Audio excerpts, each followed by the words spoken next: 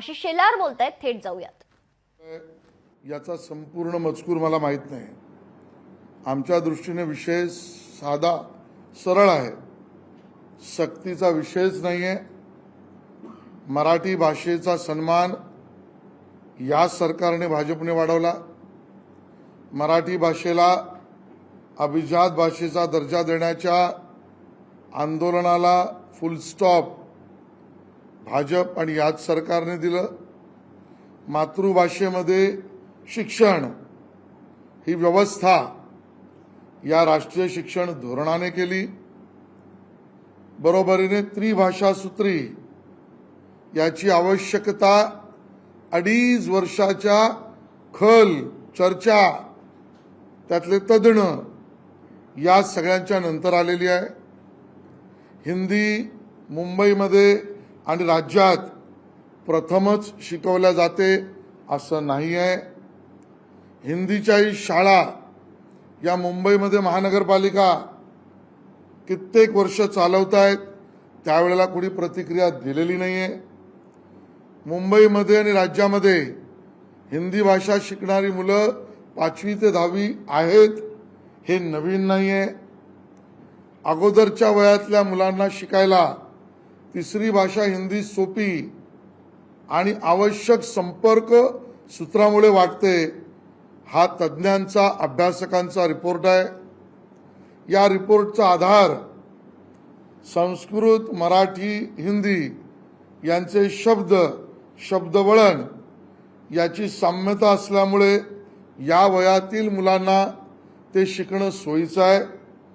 आणि अशा सगळ्या अभ्यासानंतर जो विषय आला त्या विषयावर कुठेच मराठीची गळचेपी, मराठीचा अपमान हा आता विषय राहिलाच नाही। मग विषय काढायचा ते हिंदीच्या सक्तीचा, हा सक्ती नसून देशभराच्या संपर्क सूत्राची भाषा आहे। मी तर म्हणेन, होय आमचा महाराष्ट्र देशभर आम्हाला पोचवायचा आहे, तर देशभर कळेल त्या भाषेतच आम्हाला पोचवावं लागेल। जर माझ्या तुळजाभवानीचं महत्त्व सांगणारं पुस्तक गुवाहाटीला मला सांगायचं असेल, तर माझीच मुलं हिंदीमध्ये ते सांगू शकतील किंवा सांगितलं पाहिजे। माझ्या छत्रपती शिवाजी महाराजांची महती तामिळनाडूपर्यंत सांगायची असेल किंवा उत्तर प्रदेशला सांगायची असेल, माझ्या मुलांनी हिंदीत तो समजवला तर माझा महाराष्ट्र पोचणार आहे। आणि त्यामुळे महाराष्ट्र पोचवण्यासाठी ही संपर्क भाषा हा एवढा विषय आहे, ज्यांना तो पोचता किंवा पोचू नये याच्यावरची मतं मांडण्याचा त्यांना अधिकार आहे।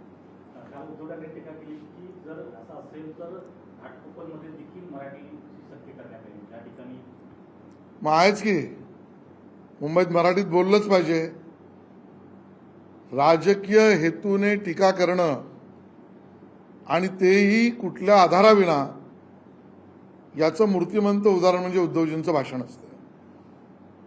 घाटकोपरमध्ये मराठी माणूस मराठी बोलत नाही का? घाटकोपरमध्ये अमराठी माणसानेही मराठी समजून घेतलंच पाहिजे ना। आणि राज्याची ती भूमिका आहे। मराठी भाषा कंपल्सरी अनिवार्य ज्या वेळेला केली शालेय शिक्षणामध्ये, त्यावेळेला ओरडणारी लोक कोण होती ही जरा शोधा। त्यातलीच काही लोक आता यांची सहकारी म्हणून लाल बावटा ते हाताचा झेंडा घेऊन फिरतायत। आणि त्यामुळे त्याला मराठीला विरोध करणाऱ्यांच्या बरोबर ही मंडळी आता हिंदीच्या विषयात बोलतायत।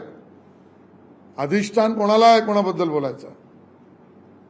आणि त्यामुळे भाषा जोडते, भाषा तोडत नाही।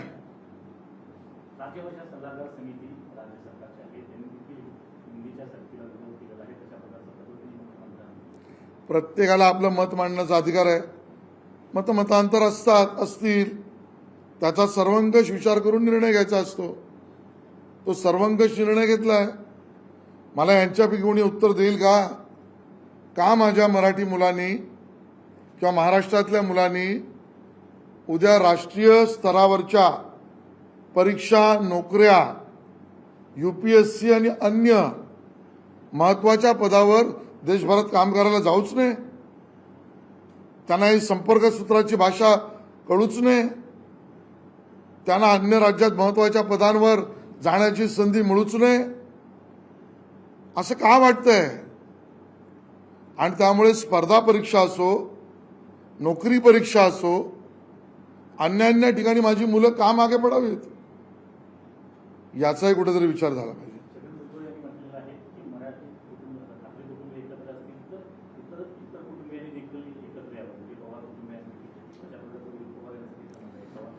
सगळ्यांनी आपापल्या कुटुंबात सुखीच राहावं,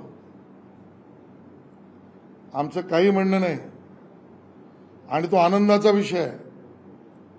माझे कुटुंब, माझी जबाबदारी, यातून काहींनी बाहेर यावं आणि माझं एकत्रित कुटुंबाचा विचार करावा, याच्याबद्दल आम्हाला काय त्रास व्हायचा मुद्दा आहे? आम्ही संघ परिवार म्हणून एक कुटुंब आहोत, ते आम्ही तसेच आहोत, तसेच राहू. महायुती म्हणून कुटुंब आहोत, ते तसेच पुढे राहू. बाकीचे पारिवारिक कुटुंब जे आहेत त्यांनी एकत्र राहिला तर आम्हाला आनंद आहे.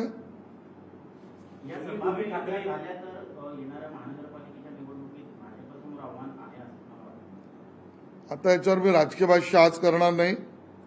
घटना कशा घडतायत ते बघू. साध का तो फार्स, अट का ती कट, या सगळ्या गोष्टी उलगडायच्या आहेत. आणि त्यामुळे याच्यावर आज आम्ही भाष्य करू इच्छित नाही. राजकीय भाष्य करण्याची वेळ नाही. निवडणुकांच्या बाबतीतलं आमचं काम तर सुरूच झालंय.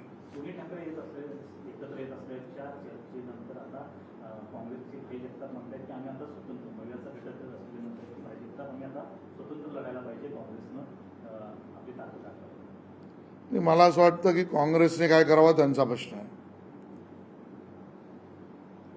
मनसे आणि उबाटा सेना यांनी काय करावं हा त्यांचा अंतर्गत प्रश्न आहे. आम्ही आमच्या कामाला महायुती म्हणून लागलो आहोत. आम्ही सर्व घटनांवर आणि सर्व वक्तव्यावर बारीक नजर ठेवून आहोत.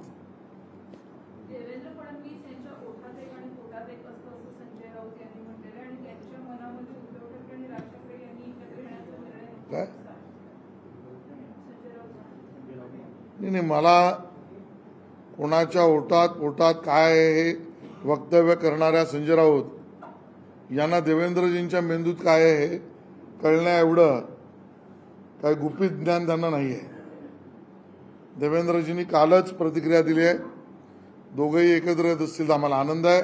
आज मी तेच म्हटलेलं आहे. राजकीय याच्यावर योग्य वेळेला भाषण करू. बरं, अट आणि बाकी कट हा त्यांनी टाकलेला मुद्दा आहे, आमचा मुद्दाच नाही आहे. आणि त्यामुळे आम्ही कुठूनही विचलित नाही, आम्ही स्वयंचलित आहोत.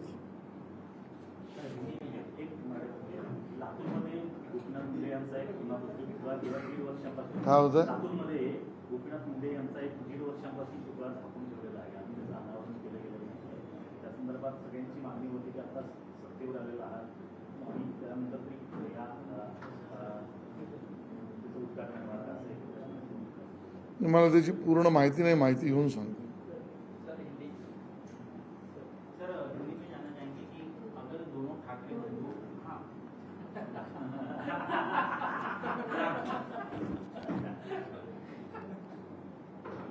महाराष्ट्र सरकार के सांस्कृतिक कार्य विभाग के अंतर्गत महाराष्ट्र चित्रपट रंगभूमि सांस्कृतिक विकास महामंडल की तरफ से 2016 से जो परंपरा हमने शुरू की वो मराठी फिल्मों को अंतर्राष्ट्रीय इंटरनेशनल फोरम पर लेके जाना, उसी गतिविधि में इस साल के यावेळी आशिष शेलार बोलत होते. हिंदी भाषा सक्ती आणि मराठीच्या मुद्द्यावर त्यांनी भाष्य केलंय. भाषा जोडते तोडत नाही असं शेलार यांनी म्हटलेलं आहे. यासोबतच खरं तर हिंदीच्या मुद्द्यावरून राजकीय हेतूने टीका करणं योग्य नाही असं देखील वक्तव्य आशिष शेलार यांनी केलंय.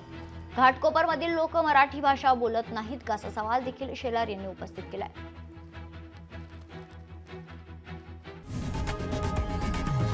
लोकशाही मराठी ऐका, पहा, जागरूक रहा.